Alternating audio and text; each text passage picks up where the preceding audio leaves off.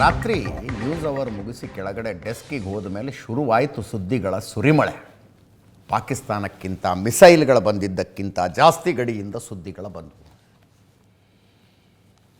ರಾಶಿ ರಾಶಿ ಸುದ್ದಿಗಳವು. ಕೆಲವು ಎಕ್ಸಾಜರೇಟೆಡ್ ಇದ್ವು, ಕೆಲವು ಸತ್ಯ ಇದ್ವು. ಈ ಎಲ್ಲ ಸುದ್ದಿಗಳನ್ನು ಕನ್ಫರ್ಮ್ ಮಾಡೋದು ಯಾರು ಅಂದರೆ ಸಂಜೆ ನಡೆಯುವ ಪತ್ರಿಕಾಗೋಷ್ಠಿ. ಭಾರತೀಯ ವಿದೇಶಾಂಗ ಇಲಾಖೆ ಜೊತೆಗೆ ಭಾರತೀಯ ಸೇನೆಯ ಪತ್ರಿಕಾಗೋಷ್ಠಿ ನಡೆಯುತ್ತೆ. 3 ಜನ ಫಿಕ್ಸ್ ಅಸೈನ್ ಆಗಿದ್ದಾರೆ ಅದಕ್ಕೆ. Colonel Sofiya Qureshi, wing commander Vyomika Singh, ಜೊತೆಗೆ ವಿದೇಶಾಂಗ ಇಲಾಖೆಯ ಕಾರ್ಯದರ್ಶಿ ವಿಕ್ರಮ್ ಮಿಸ್ರಿ. ಅವರ ಹೇಳಿಕೆಯಲ್ಲಿ ಆ ಪ್ರೆಸ್ ಮೀಟ್ನಲ್ಲಿ 36 ಸ್ಥಳಗಳನ್ನು ಗುರಿಯಾಗಿಸಿಕೊಂಡು ಪಾಕಿಸ್ತಾನ ಸುಮಾರು 400 ಡ್ರೋನ್ಗಳನ್ನು ಹಾರಿಸಿದ್ದು ಖಚಿತ. 400 ಡ್ರೋನ್ಗಳು. ನೆನ್ನೆ ದೃಶ್ಯಗಳನ್ನು ನೋಡಿದ್ರಿ ನೀವು. ಹೆಂಗೆ ಈಗಷ್ಟೇ ಬಂದ ದೃಶ್ಯಗಳನ್ನು ನೋಡ್ತಾ ಇದ್ದೀರಿ. ಆಮೇಲೆ ಅಪ್ಡೇಟ್ ಹೇಳ್ತೀನಿ ನಾನು. ಸೇನಾ ಮುಖ್ಯಸ್ಥರ ಜೊತೆಗಿನ ಸಭೆಯಲ್ಲಿ ಮುಖಚರ್ಯೆ ಮತ್ತು ಬಾಡಿ ಲ್ಯಾಂಗ್ವೇಜ್ಗಳು ಬಹಳ ಮೆಸೇಜ್ ಕೊಡ್ತವೆ. ನಿನ್ನೆ ರಕ್ಷಣಾ ಸಚಿವರ ಜೊತೆಗೆ 3 ದಳಗಳ ಮುಖ್ಯಸ್ಥರ ಕೂತ್ಕೊಂಡಿದ್ದಂಥ ಫೋಟೋ ಬಂತು. ಅದರಲ್ಲಿನ ನೋಡಬೇಕಾಗಿತ್ತು ನೀವು. ಅವರ ಮುಖದ ಮೇಲಿನ ಕಾನ್ಫಿಡೆನ್ಸು, ಆ ನಗು, ಕುಳಿತುಕೊಂಡಿದ್ದಂಥ ರೀತಿ ನೋಡಿದ್ರೆ ದೊಡ್ಡ ಬೇಟೆಯಾಡಿ ಬಂದವರಂಗೆ ಕೂತ್ಕೊಂಡಿದ್ರು.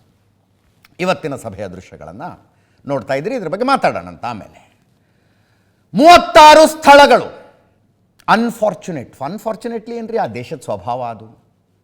ನಾಗರಿಕರನ್ನು ಗುರಿಯಾಗಿಸಿಕೊಂಡು, ಹಾಸ್ಟೆಲ್ಗಳನ್ನು ಗುರಿಯಾಗಿಸಿಕೊಂಡು, ಸೈನ್ಯದಲ್ಲಿ ಜಾತಿ ಧರ್ಮ ತರಬಾರದು ಅಂತ ಮಾತಾಡ್ತೀನಿ ನಾನು. ಬಟ್ ಪಾಕಿಸ್ತಾನದ ಗುರಿಯಾಗಿದ್ದದ್ದು ಮುಖ್ಯವಾಗಿ ಕ್ರಿಶ್ಚಿಯನ್ ಇನ್ಸ್ಟಿಟ್ಯೂಷನ್ಗಳು ಮತ್ತು ಸಿಖ್ಖರ ಪ್ರಾರ್ಥನಾ ಸ್ಥಳಗಳು, ಅರ್ಥಾತ್ ಗುರುದ್ವಾರಗಳು.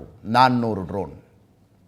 ನೆನ್ನೆ ಆಕಾಶದಲ್ಲಿ ದೀಪಾವಳಿ ನೋಡ್ದಂಗೆ ಆಗ್ತಿತ್ತು. ದೃಶ್ಯಗಳನ್ನು ನೋಡ್ತಾ ಇದ್ರು. ಒಂದರ ನಂತರ ಒಂದರಂತೆ ಬರ್ತಾ ಇದ್ದಾವೆ. ನಮ್ಮ ಏರ್ ಡಿಫೆನ್ಸ್ ಸಿಸ್ಟಮ್ ಒಂದರ ನಂತರ ಒಂದರಂತೆ ಅವುಗಳನ್ನು ಧ್ವಂಸ ಮಾಡ್ತಾ ಬಂತು. ನೋಡಿ, ಯಾವುದೇ air defence system can perform up to 80 to 85%. 80ರಿಂದ 85% ಪರ್ಫಾರ್ಮೆನ್ಸನ್ನು ಕೊಡಬಲ್ಲದು. ಭಾರತದ್ದು ಇಂಟಿಗ್ರೇಟೆಡ್ ಏರ್ ಡಿಫೆನ್ಸ್ ಸಿಸ್ಟಮ್ ಇದೆ. S-400 ನಾವು ಮಾತಾಡ್ತಾನೆ ಇದ್ದೀವಿ.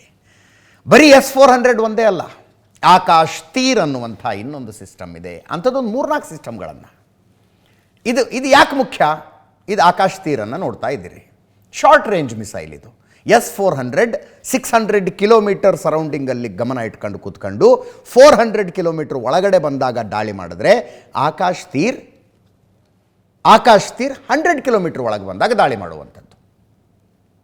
Small range. ಇದು ಯಾಕೆ ಬೇಕಾಗತ್ತೆ?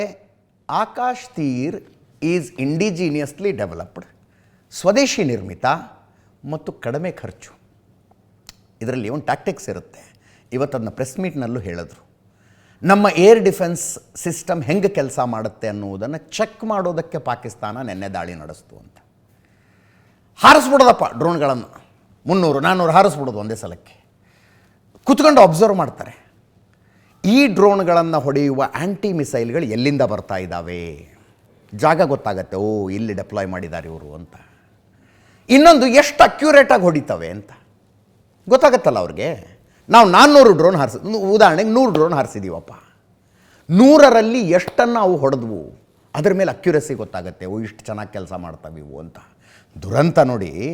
ಪಾಕಿಸ್ತಾನದ ಪ್ರಧಾನಿ ಇವತ್ತು ಸಂಸತ್ನಲ್ಲಿ ಮಾತಾಡಿದ. ಆಮೇಲೆ ಬರ್ತೀನಿ ಆ ಸುದ್ದಿಗೆ.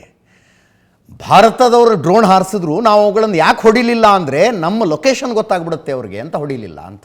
ಇವತ್ತು ಹಾಗೆ ಮಾಡಿ, ನಿಮ್ಮ ಲೊಕೇಶನ್ ಗೊತ್ತಾಗಬಾರ್ದು ಅಂತ ಹಂಗೆ ಇಟ್ಕೊಂಡು ಕೂತ್ಕೊಂಡಿರಿ ಅವನ್ನ. ಭಾರತದ ಡ್ರೋನ್ಗಳು ಏನು ಮಾಡಬೇಕು ಮಾಡ್ತವೆ. ಒಂದು, ಲೊಕೇಶನ್ ಗೊತ್ತಾಗಬೇಕು, ಏರ್ ಡಿಫೆನ್ಸ್ ಸಿಸ್ಟಮ್ನ ಎಲ್ಲೆಲ್ಲಿ ಡೆಪ್ಲಾಯ್ ಮಾಡಿದ್ದಾರೆ ಅಂತ. ಇನ್ನೊಂದು, ಅವು ಎಷ್ಟು ಅಕ್ಯುರೇಟಾಗಿ ಕೆಲಸ ಮಾಡ್ತವೆ ಅನ್ನೋದನ್ನು ಕಂಡು ಹಿಡ್ಕೋಬೇಕು.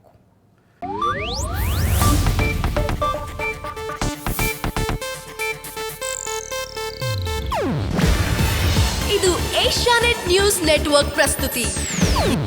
ನೀವು ನೋಡ್ತಿದ್ದೀರಾ ಏಷ್ಯಾನೆಟ್ ಸುವರ್ಣ ನ್ಯೂಸ್.